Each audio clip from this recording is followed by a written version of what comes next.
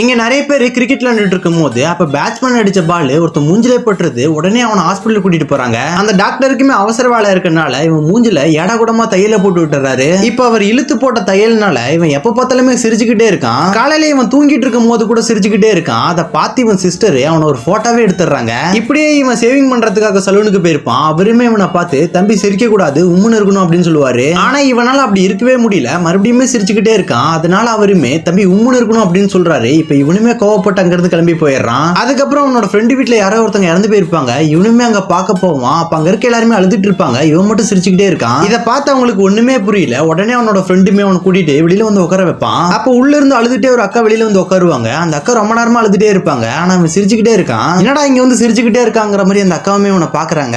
இப்ப அதெல்லாம் முடிஞ்ச அவனோட ஃப்ரெண்டுக்கு ரிஜிஸ்டர் மேரேஜ் நடக்கும். அங்கேயுமே அவன் போயிருப்பான். அப்ப அங்க ஒரு பொண்ணை பார்த்தோன்னே அவனுக்கு ரொம்ப பிடிச்சு போயிடும். அந்த பொண்ணு கிட்ட பந்தா கட்டுறதுக்காக அந்த சமயத்துல போலீஸ் வந்தோடனே அவட்ட பந்தாவை சிரிச்சுக்கிட்டே பேசுவான். ஆனா அவர் கோவப்பட்டு இவனை அடிச்சு உள்ள வச்சு இவனை லாடம் கட்டுறாங்க.